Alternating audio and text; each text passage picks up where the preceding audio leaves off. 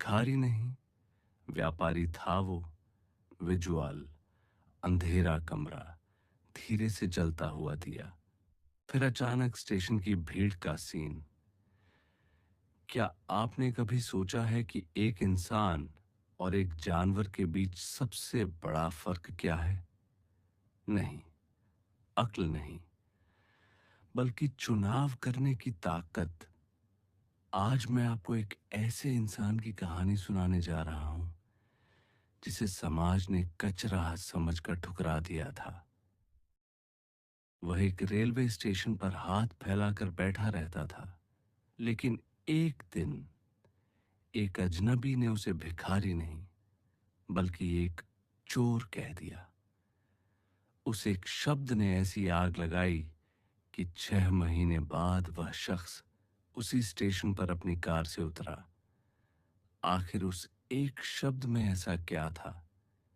क्या आप भी अपनी जिंदगी में वही गलती कर रहे हैं जो वह भिखारी कर रहा था? चलिए जानते हैं इस दिल दहला देने वाली कहानी में। अस्तित्व की लड़ाई, म्यूजिक, उदास, धीमी बांसुरी, शहर का सबसे व्यस्त रेलवे स्टेशन, जहां हर कोई कहीं पहुंचने की जल्दी में था। प्लेटफॉर्म नंबर 4 के उस खंभे के पास बैठा रहता था रवि। चलिए उसे एक नाम देते हैं। रवि के पास फटे हुए कपड़े थे और उससे भी ज्यादा फटी हुई उसकी किस्मत। वह हर आती जाती ट्रेन में चढ़ता, लोगों के सामने गिड़गिड़ाता, साहब, 2 दिन से भूखा हूं, कुछ दे दो। भिखारी: बेटा, भगवान तेरा भला करेगा, 1 रुपया दे दे, दुआ लगेगी। लेकिन लोग दुआओं के बदले तिरस्कार देते। कोई उसे धक्का मारता, कोई अपनी खिड़की बंद कर लेता। रवि ने इसे ही अपना सच मान लिया था। उसे लगता था कि दुनिया जालिम है। उसने मान लिया था कि वह लेने के लिए पैदा हुआ है। लेकिन दोस्तों, गरीबी जेब में नहीं, सोच में होती है। रवि को लगता था कि उसके पास देने के लिए कुछ नहीं है, इसलिए वह सिर्फ मांगता रहा। उसकी आत्मा मर चुकी थी। वह कड़वा सच। आया वह दिन। दोपहर की कड़ी धूप थी। एक इंटरसिटी एक्सप्रेस आकर रुकी। एक शानदार व्यक्तित्व वाला व्यक्ति हाथ में महंगा ब्रीफकेस लिए नीचे उतरा। रवि उसकी ओर लपका। भिखारी रवि: साहब, बहुत भूख लगी है, कुछ दे दो। व्यापारी शांत स्वर में: मैं तुम्हें पैसे क्यों दूं? तुम मुझे बदले में क्या दे रहे हो? रवि सन्न रह गया। उसने कहा, साहब, मैं तो भिखारी हूं, मैं क्या दे सकता हूं? व्यापारी कड़क आवाज में: यही तुम्हारी समस्या है। तुम भिखारी नहीं, तुम एक चोर हो, क्योंकि तुम बिना कुछ दिए दूसरों की मेहनत की कमाई हड़पना चाहते हो। मैं एक व्यापारी हूं, और व्यापार का पहला नियम है, जिस दिन तुम कुछ देने लायक बन जाओ, उस दिन मेरे पास आना। व्यापारी ट्रेन में वापस बैठ गया और ट्रेन चल पड़ी। लेकिन वह रवि के पैरों के नीचे से जमीन खिसका चुका था। बदलाव की शुरुआत। उस रात रवि सो नहीं पाया।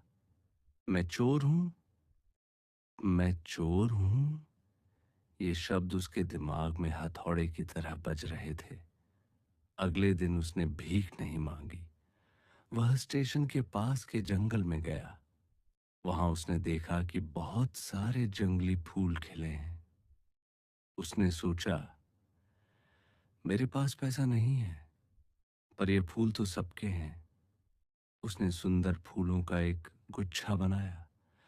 अब वह जब भी ट्रेन में जाता, अगर कोई उसे एक सिक्का देता, तो वह बदले में एक फूल दे देता।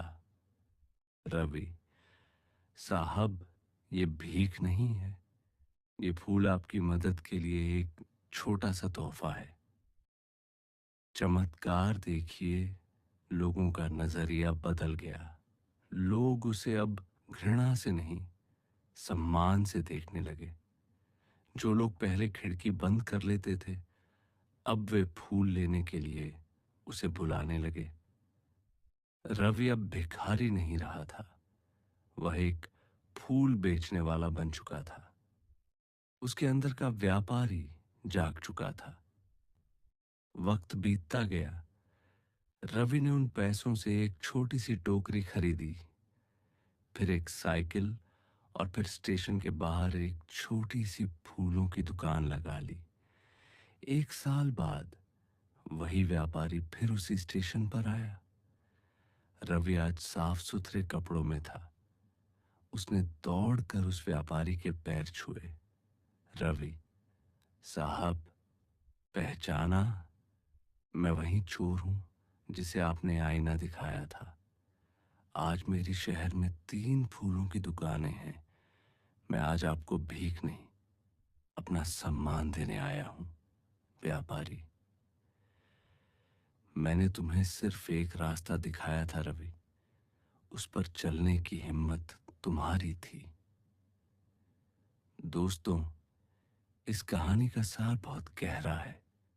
हम अक्सर भगवान से, किस्मत से और दूसरों से शिकायत करते हैं कि हमें कुछ मिल नहीं रहा।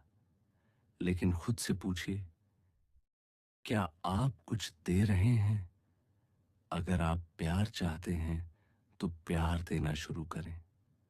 अगर सम्मान चाहते हैं तो सम्मान देना शुरू करें। जिंदगी एक गूंज की तरह है, जो आप देंगे वही लौट कर आएगा। भिखारी मत बनिए, अपनी काबिलियत के व्यापारी बनिए। वीडियो का अंत। अगर इस कहानी ने आपके दिल को छुआ है तो इसे उस इंसान को शेयर करें जो आज हार मान चुका है। कमेंट में लिखें, मैं विजय।